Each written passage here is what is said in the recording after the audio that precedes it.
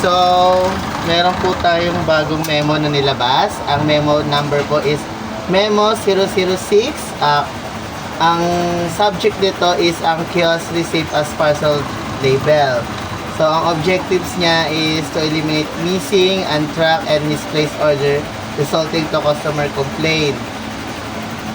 And to ensure proper identification of all items for production and for pickup. So, ang ano daw po nito is para daw maiwasan natin yung mga nagkakawala-walang mga item, halo-halo, para kahit sino sa atin na pag day off mo, day off niya, day off ko, ma-identify natin agad.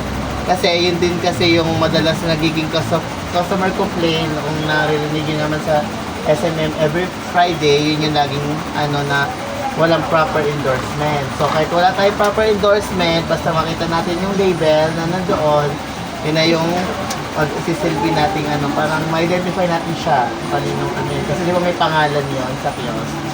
So yung standard operation procedure, sa elaborate ko na lang siya, yung tayo, hindi na tayo gagamit nito, yung parcel dispatch, yung parcel natin, yung label. So, ang gagamitin natin is yung receipt na lunalabas ng kiosk. So, paano ba siya gamitin? Di ba? Tayo, order. Tapos, syempre, isang papel lang ang lumalabas, di ba? So, i-reprint natin siya. Yung reprint nandun sa may dulo sa taas, i-reprint natin siya. Tapos, yung isa, i-attach natin dito sa sales form, na ganun pa rin, yung dating procedure pa din. Then yung isa is, natin, ilalagay natin sa parcel. So, yun na yung magsisilbing pending label. Tapos, double check order details before printing. So, syempre, gumagawa nito tayo rin, sa sales and sa production.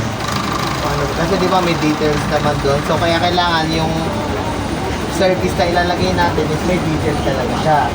Para kapag wala tayo, alam ni production kung anong gagawin niya.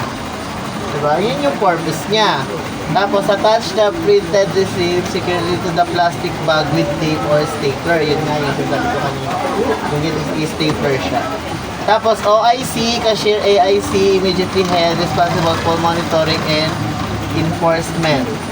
So, si OIC daw po ang mag-monitor. So, bago po umuwi. Kasi, katag siya as hold. No pending label and must be reported to OIC cashier immediate head before leaving the store.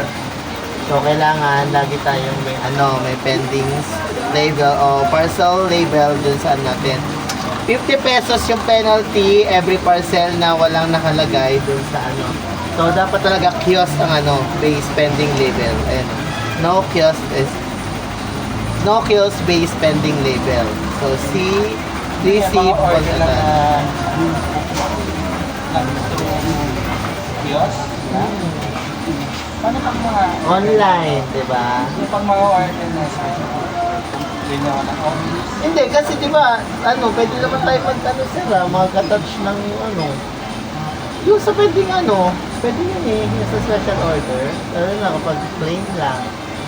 Pag mga ano bang tinutukol mong special order, ganara embro. O may embro naman sa kiosk. Full bleed. Oo, order na hindi siya dumaan sa dito. Di ba lahat ng nila? O kasi oo. Hindi naman dumaan sa kiosk. So yun ang ating alamin sa susunod na kabanata. Wala kalagay kasi hindi, parang feeling ko for more on walk-in lang to walk-in orders lang. For clarification. Eto, may clarification, no? Ni-receive mo lang siya agad. So, ayun, sana naintindihan nyo kasi sa amin na naman po ang ayan, double check at Immediately generated printed sa documentation. wala nakalagay kung online or walk-in. Kiosk receipt lang as parcel.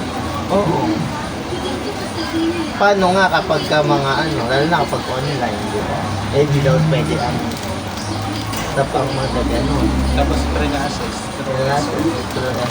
Kahit CW, di pa kinuha.